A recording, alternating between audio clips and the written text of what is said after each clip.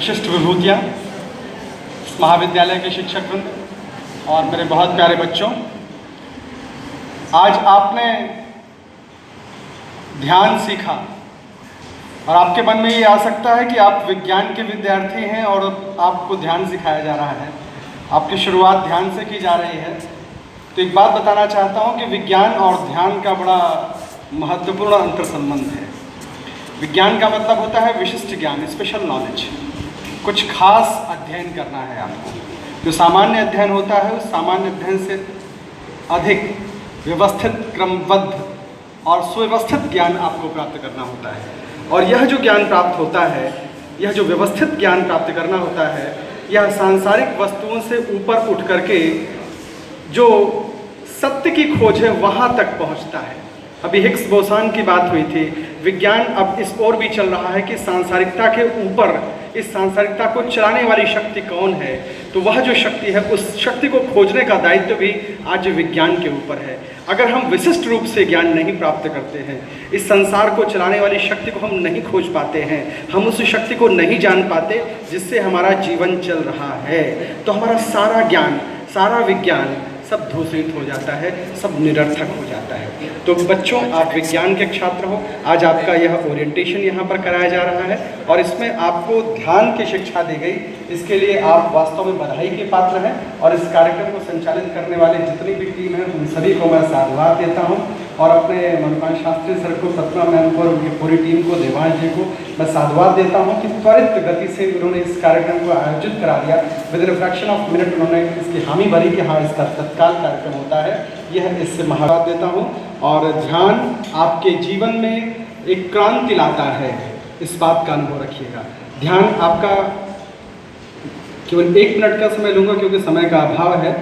ध्यान कुछ और नहीं है, केवल आपकी जो मनोवृत्तियाँ हैं, जो बटी हुई हैं, जो संसार के विविध रूपों में बटी हुई हैं, जो बहुअग्र हैं, बहुत जगह बिखरी हुई हैं, उनको समेट करके एक स्थान पर कर देने की केवल और केवल एक प्रक्रिया मात्र है।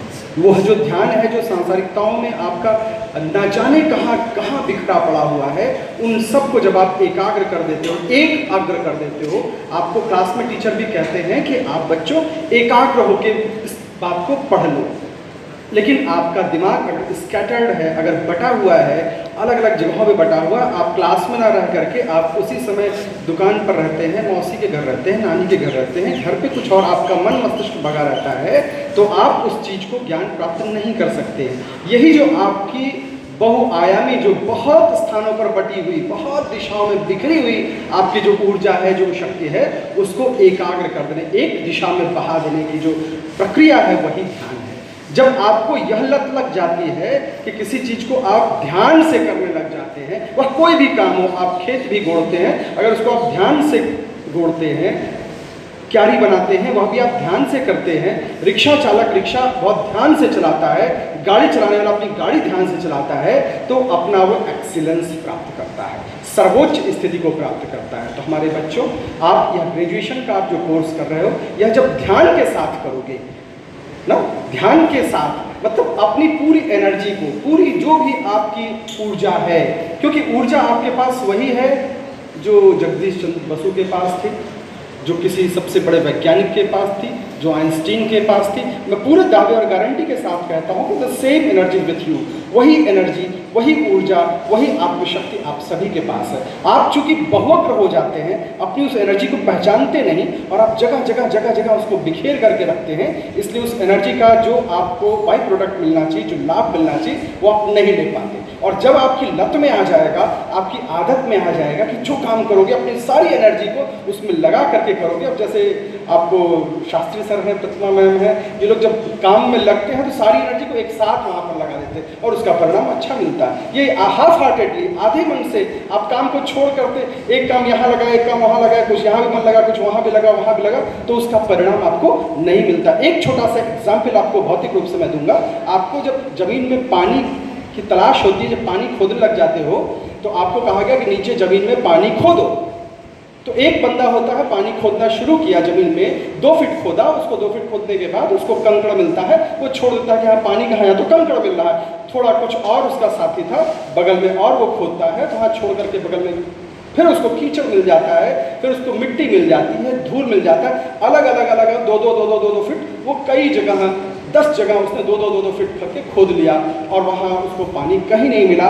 कहा कि गुरुजी ने गलत बताया है, हमको गलत डायरेक्शन दिया गया है, हमने खोदा तो हमको पानी नहीं मिल रहा। वो 1 घंटे लगातार खोदता रहा, लेकिन वो 10 जगह खोदा था, उसने अपनी एनर्जी को 10 जगह लगा दिया था, इसलिए उसको पानी नहीं, वही कंकड़ मिल रहा था, मिट्टी मिल रही थी, बालू मिल रहा था, रेत मिल रहा था, पानी उसको नहीं मिल रहा था। लेकिन एक जो विद्यार्थी था, एक जो बच्चा था, वही 1 घंटे खोदता रहा, एक ही स्थान पर खोदता रहा, धैर्य के साथ खोदता रहा, उसको मिट्टी मिली, बालू मिला, कीचड़ मिला और अंत में उसको गंदा पानी मिला। और उसके बाद भी वह नहीं रुका, उसके बाद उसको एक निश्चित सीमा पर उसको उसी स्थान पर फ्रॉम द वेरी पॉइंट वहां पर उसको जल का उत्स, जल का स्रोत, पानी का सोता मिला।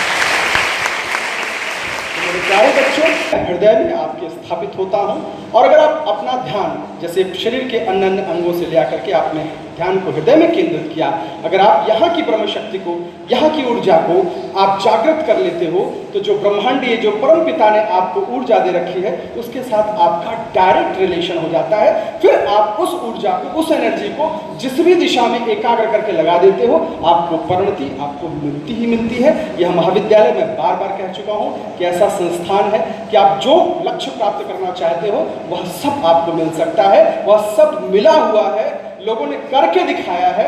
आपको उस बने बनाए राजमार्ग पर, राजपथ पर केवल अपनी दौड़ लगा देनी है। मेरी बहुत सारी शुभकामनाएं मेरे प्यारे बच्चों, आप सब अपने जीवन के पथ पर बहुत आगे जाओगे, मुझे पूरा ही विश्वास है। आज